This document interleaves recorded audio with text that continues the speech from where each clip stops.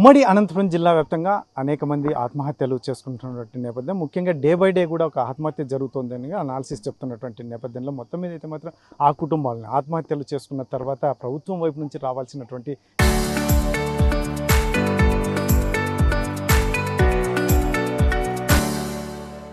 Ex gratia ముఖ్యంగా 7 లక్షల రూపాయలు అసలు పూర్తిగా అందని పరిస్థితుల్లో వాళ్ళు, ఎందుకంటే పిల్లలు పస్తులు ఉండాల్సిన పరిస్థితి, ఫీజులు కట్టలేనటువంటి పరిస్థితి, ఆ మహిళ ఒంటరి మహిళ బయటికి వెళ్ళలేనటువంటి పరిస్థితి. ముఖ్యంగా ఏదైతే ఉందో 6 నెలల పాటు ఇటువంటి మహిళని ఎవరైనా చూడాలి, ఏదైనా పనులకు పిలుచుకోవాలంటే కూడా వారు నిరాకరిస్తున్నటువంటి నేపథ్యంలో మరి ఇక్కడ రెడ్ సంస్థ అనంతపురంలో వారికి చేదోడు వాదుడుగా ఉంటున్నటువంటి పరిస్థితి. అయితే మరి పూర్తిగా వారి అడిగి తెలుసుకుందాం. ఆయన ఆత్మహత్య చేసుకున్నారు అంటున్నారు, ఎందుకు చనిపోవాల్సిన పరిస్థితి వచ్చింది, ఎన్ని రోజులైంది, మీ పరిస్థితి ఏంటి?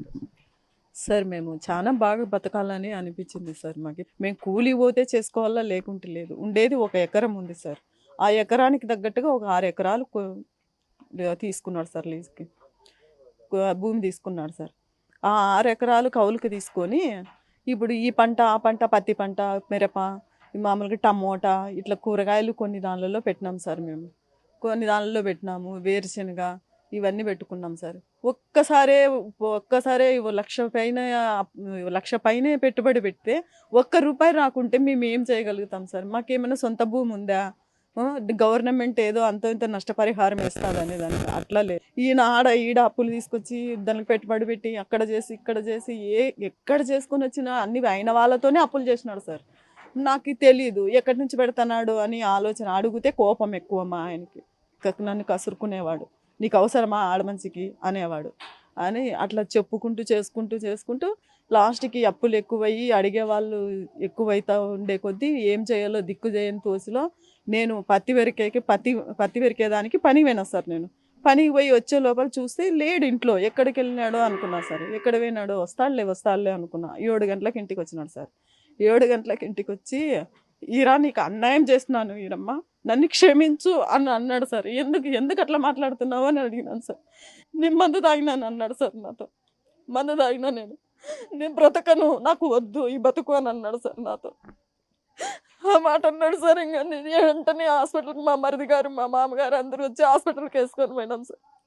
హాస్పిటల్కి వేసుకొని పోతే నేను వద్దు, నేను ఏది ట్రీట్మెంట్ కూడా తీసుకోను అన్నాడు సార్. అసలు ట్రీట్మెంట్ కూడా తీసుకోలేదు సార్. ఆయన పైపులు అన్నీ పెట్టినా కూడా లోపలికి కూడా మందు తాగిన లోపలికి కూడా పెట్టుకోలేదు సార్. 2 రోజులు బెడ్ మీద ఉన్నాడు. 3వ రోజు పోయినాడు సార్. ఆయన చనిపోయినాక ఆ పుల్లలు వచ్చి నన్ను అడుగుతున్నాడు సార్, ఇంత చేసినాడమ్మా ఆయన, ఇంత చేసినాడు, ఇంత ఇప్పించుకున్నాడు వాళ్ళతో వీళ్ళతో అని చెప్పినారు సార్. ఏం చేయాలో దిక్కుదాక నేను అదే పనే చేసుకోవాలనుకున్నా సార్. కానీ పిల్లలు ఇప్పుడు అప్పులు చేసి నేను ఇద్దరం పోతే నా పిల్లల్ని ఎవరు చూస్తారు సార్?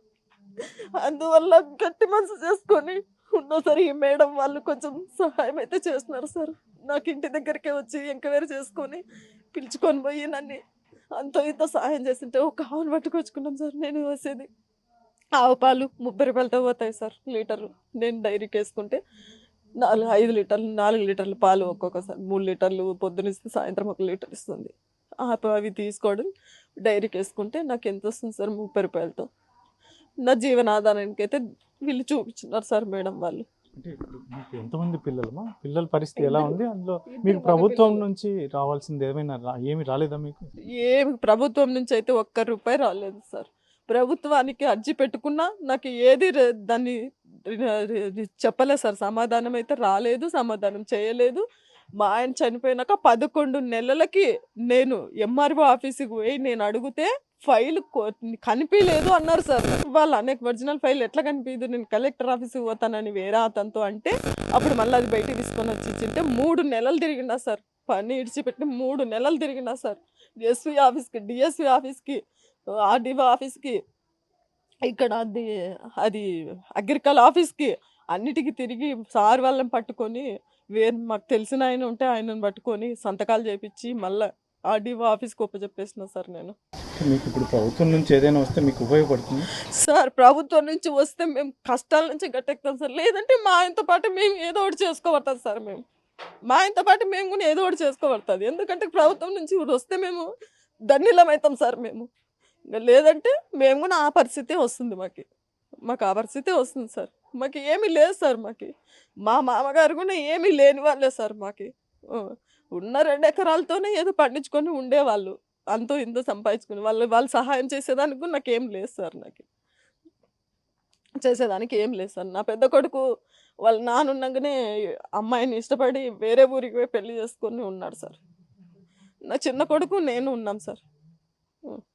పెద్ద అబ్బాయి అప్పుడప్పుడు ఫోన్ చేస్తూ ఉంటాడు, కానీ ఏం చేయలేడు. సహాయం అయితే ఏం చేయలేడు. చిన్న అబ్బాయి మటుకు ఏదో కూలీ పోతుంటాడు, తెచ్చిస్తుంటాడు. ఆ కూలీ నాకు వడ్డీకి 8 లక్షలకి ఎక్కడి నుంచి తెచ్చి కట్టగలుగుతా సార్ నేను వడ్డీ? 8 లక్షలు గవర్నమెంట్ ఏదైనా సాయం చేస్తుందేమో అని ఇప్పటి వరకు ఎదురు చూస్తున్నా. ఇప్పటి వరకు ఒక్క దేవుడు అంటూ లేడు. ఆ దేవుడు సాయం చేస్తాడా అని చాలా కష్టాల్లో ఉన్నా సార్. నేను చాలా కష్టాల్లో ఉన్నా సార్. ఆయన వారు కూడా నన్ను ఎవరు అనుకోరు సార్. అమ్మా, మీ పరిస్థితి ఏంటి అసలు? మీ ఆయన కూడా ఆత్మహత్య చేసుకున్నాడు అంటున్నారు. మా ఎప్పుడు ఆయన- జరిగింది? ఏం కథ అసలు? మా ఆయన 30 ఏళ్ళ కిందట ఇట్లా ఈ పెండ్లాం పెళ్ళిళ్ళు అనేది పట్టించుకోవడం లేదు సార్. ఊరికే మన తిక్కోనాకు అట్లా పోయేది. పోయిన తర్వాత నేనేం చేసుకున్నట్టు అందరూ ఏమంటున్నారు, ఈ అమ్మ మొగిడే ఈ అమ్మకి సరిగ్గా లేడు కదా, ఈ అమ్మ పెళ్ళిళ్ళు అవంతను పోషించుకుంటుందని అన్నారు జనాలు. అయినప్పటికీ కానీ నేనేమనుకున్నాను, నా మూడు ఎక్కడన్నా పోని నాకు నా పిల్లలు అవసరం అనుకున్నాను సార్. నా పిల్లలతో పాటు నేను పోషించుకోవాలనుకున్నాను. మా భర్త ఎక్కడనే తిరిగి అనేసి నేను పిల్లల్ని పోషించుకున్నాను. ఆ తర్వాత పిల్లలు పెద్దోళ్ళు అయినాక 2 ఆడపిల్లలకి పెండెంట్లు చేసినాను సార్. 2 ఆడపిల్లలకి పెండెంట్లు చేసి మళ్ళీ కొడుకుగా చేసుకున్నాను సార్. పెండ్లు చేసినాక మేము గుర్తుకి పొలాలు చేసుకుంటున్నాము.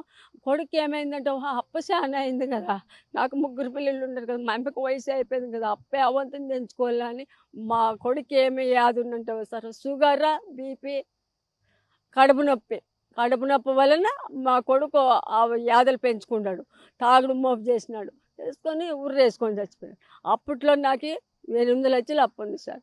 ఆ 8 లక్షల అప్పు కోళ్ళని, పిల్లల్ని, నా 2 ఆడపిల్లల్ని అందరికీ నేను పోషించుకుంటున్నాను.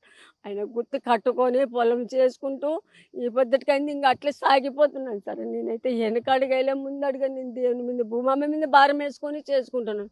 ఆయన పెన్నోళం భూములకు గుత్తలు కట్టుకుపోతే ఏలాలు వేస్తారు సార్. వాళ్ళు ఏలాలు వేస్తారని ముందు కనీసం మేము కడపక కానీ తిండి లేస్తారు. మేము ఫస్ట్ వాళ్ళకి గుత్తలు కట్టాలి. స్వామి గుత్తలు కట్టకపోతే భూమి వదిలేస్తారు, తీసుకుంటారు వాళ్ళని చెప్పేసి అట్లా ఈ పద్ధతికైనా కానీ ఇళ్ళేస్తారు.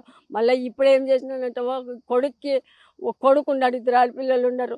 అప్పుడు గవర్నమెంట్ కాలేజీలో ఈడ్చుకున్నాను చదువుకునేకి. ఇంకా 2 పిల్లలు ఉన్నారు, చిన్న పిల్లలు. ఆ పిల్లల్ని గవర్నమెంట్ బళ్ళకి ఈడ్చుకుంటున్నాను. మనం డబ్బులు కట్టి చదివించుకోలేము కదా సార్. మేము పొలానికి పెట్టుకోలేమా, మన పిల్లలు చదువులకు పెట్టుకోలేమా? మాతో కాలేస్తారు. కాకుండా అప్పటి నుంచి కానీ మాకు గవర్నమెంట్ ధర ఏ అధికారం మాకు ఇవ్వడం లేదు. కనీసం ఏమన్నా భూములపైన ఏమన్నా పెన్నోళ్ళ భూములకే కానీ ఏమన్నా ఇస్తారేమని వాళ్ళని కానీ అడుక్కున్నాం సార్. పైపులు, గన్నులు, 2 మోటార్లు, 60 పైపులు, మళ్ళీ గన్నులు అన్నీ ఒక 100 పైన ఉన్నాయి సార్. ఇంట్లో సామాన్లు అన్నీ పొలంలో పంటంతా తీసుకునేది, మళ్ళీ సామాన్లు కొనేసుకునేది, మోటార్లు, గన్నులు, పైపులు అన్నీ తెచ్చేసుకునేది. ప్రభుత్వం నుంచి మాకు ఏమీ లేదు సార్, ఏమీ మేలు లేదు సార్. ఇప్పుడు వాళ్ళు ప్రభుత్వం ఏమన్నా ఇస్తే మేము మళ్ళీ ఏమన్నా ఇట్లా పైప్ లైన్ చేయించుకునేది, మళ్ళీ బోర్లు వేయించుకునేది ఇట్లా చేసుకోగలం సార్. మేము బోర్లు వేయించుకోవాలని మా ఉద్దేశం ఉంది. ఇప్పుడు వర్షాలు లేవు సార్, మేము ఎట్లా పంటలు ఎక్కించుకోవాలా మాకు ఎక్కడ ఆలోచన వల్ల గొర్రెల బండి పెట్టించుకున్నాము. మేమైతే ఊరికే ఇప్పుడు సేద్యాలు చేసుకొని ఊరికే నిలబెట్టుకున్నాం. ఇప్పుడు మాకు ప్రభుత్వం ఏమన్నా చేసిన అనుకో మేము బోర్లు వేయాలని మా ఉద్దేశం ఉంది సార్. బోర్లు వేయించుకొని ఏమన్నా తక్కువ నీళ్ళలో కానీ తక్కువ పంటలు పెట్టుకొని చేసుకోవాలని మా ఉద్దేశం ఉంది. మీ పరిస్థితి ఏమి? మీ ఊరు ఎక్కడ? మీ ఆయన ఆత్మహత్య చేసుకున్నారు, ఎందుకు ఆత్మహత్య చేసుకోవాల్సిన పరిస్థితి ఎందుకు? నా పేరు లావణ్య సార్. మా ఊరు పేరు కొరకోడు గ్రామం సార్. కొరకోడు సార్ మా ఊరు పేరు. భర్త పేరు శేఖర్ సార్. వేరే వాళ్ళది చేస్తుంటాం సార్. 5 కౌలుకి చేస్తుంటాం. 5 ఎకరాలు శనగ వేస్తుంటాం సార్. పంట రాలేదు సార్. ఇదో పంట వస్తుంది, అదో పంట వస్తుంది అని అట్లే వేస్తూనే ఉన్నాం సార్. అప్పులు ఎక్కువైనా కానీ అప్పులు ఎక్కువ బాధతో మా ఆయన ఇంట్లోనే ఊరేసుకొని చనిపోయినాడు సార్. ఏదో చేసుకున్నాం సార్, బాగా పిల్లల్ని చేసుకోవాలని చేసినాడు. ఇట్లా డిఫరెన్స్ అయిపోయి ఎక్కువ బాధకి ఇదైపోయి చేసుకున్నాడు ఇంట్లో. ఈ ప్రభుత్వం నుంచి ఏ సాయమో మాకు అందలేదు సార్. అది వస్తుంది, ఇది వస్తుంది, కనీసం పింఛన్ కానీ రాలేదు సార్. మాకు ఏ సాయము అందలేదు. అంటే ఇప్పుడు మీరు ఏం కోరుతున్నారు ప్రభుత్వాన్ని? ప్రభుత్వానంటే ఏదో మాకు ఆ పిల్లల్ని వాళ్ళ నుంచి ఏదో సాయం వస్తే కదా సార్ మేము కానీ బతికేది, నేను నా పిల్లలు. ఇప్పుడు రోడ్డున పడినాం సార్ మేము నా పిల్లలు, అన్ని అప్పులయ్యి అవి ఎట్లా కట్టుకోవాలి సార్? ఏ సాయం అందలేదు. అదిగో వస్తాయి ఇదిగో వస్తాయి అంటున్నారు. ఈ ప్రభుత్వం ఎట్లన్నా చేసి మాకు సాయం, పిల్లలు అన్నా ఏదో నేను అప్పులు కట్టుకొని నేను చదివించుకుంటాను సార్ పిల్లల్ని. 2 ఆడపిల్లలు 3 పిల్లలు సార్. ఆ పిల్లలు చదివించుకోవాలి కదా ఏదో ఉన్న దాంట్లోనే. కానీ అప్పులు ఎక్కువయ్యి ఇట్లా అందరూ ప్రెజర్ పెడతా అంటే ఇంటికి వచ్చి మందు తాగి చనిపోయినాడు, గిడ్డి మందు. మా పేరు మీద మా పేరు మీద రాయమంటే ఇట్లా అమ్మి కడదామని కానీ లేదు. ఇట్లా అప్పులు ఎక్కువై ప్రెజర్ పెడతా అంటే గిడ్డి మందు తాగి చనిపోయినాడు. గవర్నమెంట్ నుంచి ఏమన్నా వస్తుంది అనుకుని వాళ్ళు ఏంది పట్టించుకోలేదు. అన్నీ చేసినాము, అన్నీ తిరిగి ఎత్తనాము, ఆడికి వీడికి అంటున్నారు. అయినా కూడా ఏం కాలేదు, ఏం చేయలేదు. మా పిల్లలు మేము ఎట్లా బతికేది, పిల్లలు కొడుకు బిడ్డ ఎట్లా బతకాలనేది తెలియదు. నాకు పని చేసేకి చేత కాదు. ఏంది పింఛనీ రాలే, ఇంకా సంవత్సరమైనా పింఛనీ రాలే. ఇంకా అన్నీ చేసినా కానీ ఇప్పుడు వస్తుంది రేపు వస్తుంది అంటున్నారు. ప్రభుత్వం వాళ్ళు ఎవరు పట్టించుకోలే, రాదంటున్నారు. ఇది 7 లక్షలు వస్తుంది అనుకుంటే అది కానీ రాదంటున్నారు, ఎవరు పట్టించుకోలే. ఆయన చనిపోవడానికి ప్రధాన కారణం ఏంటి? ఆత్మహత్య చేసుకోవాల్సిన అవసరం ఏంటి? నా పేరు సుజాత, మాది అగ్రహారము, బుక్రా సముద్రం మండలము సార్. మా ఆయనేమో 2.5 ఎకరా పొలం ఉంది. మా ఆయన పేరుతో చెనికట్టు మిషను ట్రాక్టరు తెచ్చి అవి కూళ్ళు సరిగ్గా బాడిగలు రాకపోవడం వల్ల మా ఆయన అప్పులు ఎక్కువ చేసి సూసైడ్ చేసుకొని పొలంలోనే సార్ పురుగుల మందు తెచ్చుకొని తోటలోనే రాత్రి 12 గంటలకల్లా ఫుల్గా తాగేసినాడు సార్, చనిపోయినాడు. ఇంకా మాకే గవర్నమెంట్ నుంచి ఏం రాలేదు. అప్పుడు అప్లై చేసుకునేకి తెలియక సార్ ఇట్లా అయిపోయినాను నేను.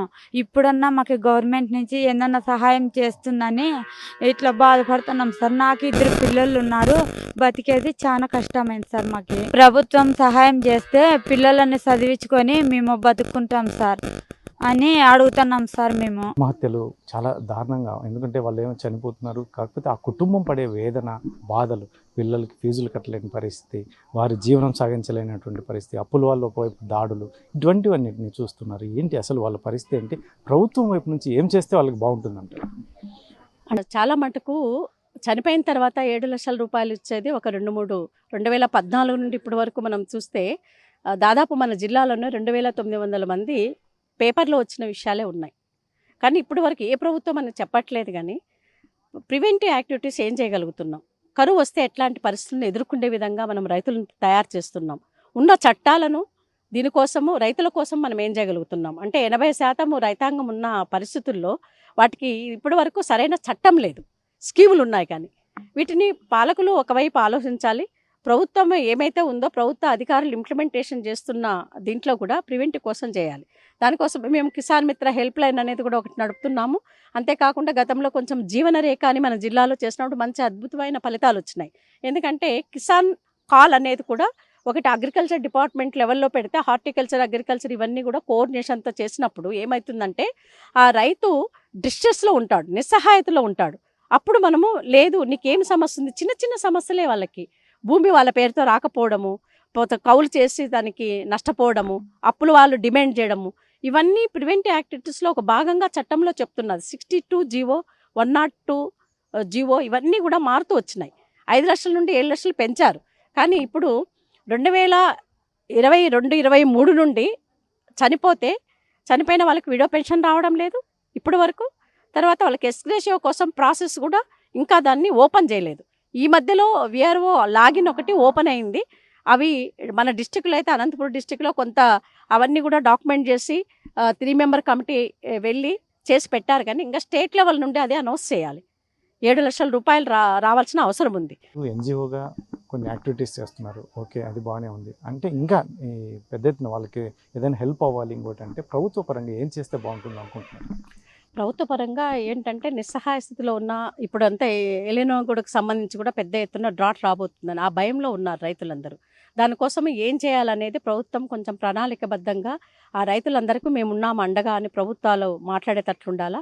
అన్ని జిల్లాల్లో కూడా దీన్ని ప్రివెంటివ్ చేసే విధంగా చేయాలి. ఎందుకంటే రైతు ఆత్మహత్యలు డే బై డే జరుగుతున్నాయి మన జిల్లాలో తీసుకుంటే పేపర్ కటింగ్ ప్రకారం.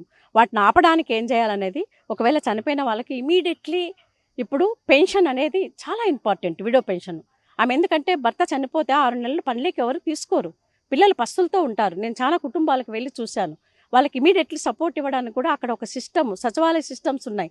వాళ్ళని వెంటనే ఒక మానిటరింగ్ సిస్టమ్ పెట్టి వాళ్ళకి సపోర్ట్ ఇచ్చే విధంగా గవర్నమెంట్ తీసుకోవాల్సిన బాధ్యత ఉంది. చనిపోయిన వాళ్ళకి ఎక్స్గ్రేషియో రావడానికి ఇమీడియట్లీ యాప్ను అది ఓపెన్ చేసి ఎవరైతే జినైన్గా వస్తారో 3 మ్యాన్ కమిటీ వెళ్ళి ఫైనల్ చేసినాక వాళ్ళకి ఎక్స్గ్రేషియో వచ్చే విధంగా చేయాల్సిన బాధ్యత ప్రభుత్వాలపైన ఉంది అని చెప్పని అనుకుంటున్నాను. సార్ ఏంటి సార్ ఇప్పుడు రాష్ట్రంలో చూస్తే అంటే గతం నుంచి ఈ ఆత్మహత్యలు అయితే ఉన్నాయి, కానీ కాకపోతే ప్రభుత్వం వైపు నుంచి ఆదుకోవాల్సినటువంటి ముఖ్యంగా కుటుంబ పెద్ద చనిపోయిన తర్వాత ఎదుర్కొనే సమస్యలు అంతా ఇంత కాదు. కాకపోతే ఎస్పెషల్లీ ఇప్పుడు ప్రభుత్వాలు చేయాలి, అలాగే మీలాంటి స్వచ్ఛంద సంస్థలు కూడా ఇంకా యాక్టివ్గా చేయాలి అని మీడియా కూడా కోరుకుంటుంది. దీనికి మీరు ఎక్స్పీరియన్స్, మీరు దగ్గరగా వచ్చి చూస్తూ ఉన్నారు, ఏం చెప్తారు? నా పేరు విశా కిరణ్ కుమార్ అండి, రైతు స్వరాజ్య వేదిక నుంచి. ఈ రైతు ఆత్మహత్యల సమస్యల గురించి మేము చాలా ఏళ్ళుగా పనిచేస్తున్నాము. మాకు కూడా ఇదే ఒక విషాదకరమైన విషయం అనిపిస్తుంది. అంటే ఇన్ని ఏళ్ళుగా ఈ అంశాన్ని చాలా లేవనెత్తి ప్రభుత్వం దృష్టికి తీసుకొచ్చి సమాజం దృష్టికి తీసుకొచ్చిన తర్వాత కూడా ఒకవైపు రైతు ఆత్మహత్యలు ఇంకా కొనసాగుతున్నాయి, రెండో వైపు కనీసం ఆత్మహత్యలు చేసుకున్న కుటుంబాలకు ఒక సహాయం అందడం అనేది కూడా చాలా కరువు అవుతుంది. ఈ స్కీమ్లు అయితే అనౌన్స్ చేశారు, జీవోలు అయితే పాస్ చేశారు, 7 లక్షల రూపాయలు ఇస్తామనేది ఉంది, కానీ చాలా తక్కువ మంది కుటుంబాలకే అది వెళ్తుంది. గత ప్రభుత్వంలో ఒక 2-3 ఏళ్ళు ఇది ఈ జీవో బాగా అమలైంది, వందలాది కుటుంబాలకు కూడా సహాయం అందింది, కానీ ఆ తర్వాత అది ఆగిపోయింది. ప్రభుత్వ వైఫల్యాల వల్లనే ఎక్కువ ఆత్మహత్యలు అనేవి జరుగుతున్నాయి. ఇది చాలా ప్రభుత్వం గుర్తించాలి. 2 ముఖ్యమైన అంశాలు. ఒకటి, కౌలు రైతుల గుర్తింపు అనేది. ఆంధ్రప్రదేశ్లో మేము రైతు ఆత్మహత్యల విషయం అంతా కూడా స్టడీ చేసిన దాంట్లో అనేక జిల్లాల్లో అనేక గ్రామాల్లో మేము పనిచేస్తూ ఉంటాము. 75% 80% మంది ఆత్మహత్యలు చేసుకుంటున్న వాళ్ళు కౌలు రైతులే. అదే ప్రతి సంవత్సరం ఏటేటా ఈ ఆత్మహత్యలు అనేది అయితే పూర్తిగా పెరిగిపోతున్నటువంటి నేపథ్యంలో మరి మొత్తానికైతే మాత్రం అక్కడక్కడ సంస్థలు, ఎన్జిఓస్ కొన్ని ఎందుకంటే వారి కంటి తుడుపు చర్య కొన్ని యాక్టివిటీస్ చేస్తున్నాయి, కానీ కాకపోతే మొత్తానికి వారు కోరుతున్నదంతా ప్రభుత్వాలు ఆదుకుంటే మాత్రం ముఖ్యంగా ఆత్మహత్యలు చేసుకోవాల్సిన పరిస్థితుల నుంచి కూడా వీరిని గట్టెక్కించాల్సిన పరిస్థితులు చాలా ఉన్నాయి. కాబట్టి ఆ రకంగా ఆ దిశగా ఆలోచన చేస్తూనే ముఖ్యంగా ఎవరైతే ఉన్నారో ఆత్మహత్యలు చేసుకున్నారో రైతుల కుటుంబాలను ఆదుకునేందుకు ఇమ్మీడియట్గా, ఎందుకంటే వాళ్ళకి అసలు పెన్షన్ అందట్లేదు, 3 మ్యాన్ కమిటీ ఎంక్వైరీ జరగట్లేదు, ఇటువంటివన్నిటిని పూర్తి లోపభూయిష్టంగా ఉన్నటువంటి నేపథ్యంలో దీన్ని అన్నింటినీ సమీకరించి ఏదైతే ఉందో ఆత్మహత్య చేసుకున్న రైతులు, ఎందుకంటే ఆత్మహత్య చేసుకున్న తర్వాత ఆ కుటుంబ పరిస్థితి అయితే మాత్రం వర్ణనాతీతం. ఎందుకంటే పిల్లల ఫీజులు కావచ్చు, ఇలాంటి చదువులు కావచ్చు, అనేక రకాలుగా పూట గడవని కుటుంబాలు కూడా చాలా ఉన్నటువంటి నేపథ్యంలో ఆ దిశగా ఏదైతే ఉందో చనిపోయిన వెంటనే ప్రభుత్వం పరంగా రావాల్సినటువంటి ఎక్స్గ్రేషియా వెంటనే అందజేస్తే మాత్రం ఆ కుటుంబం అంతో ఇంతో అప్పులు కట్టుకుంటూనే పిల్లల చదువులతో పాటు వారి పస్తులు ఉండాల్సిన అవసరం ఉండదు అని చెప్పేసి వారు కోరుకుంటున్నటువంటి నేపథ్యం. కెమెరా పర్సన్ సుధాకర్తో చల్లాకే నాయుడు, RTV, అనంతపురం.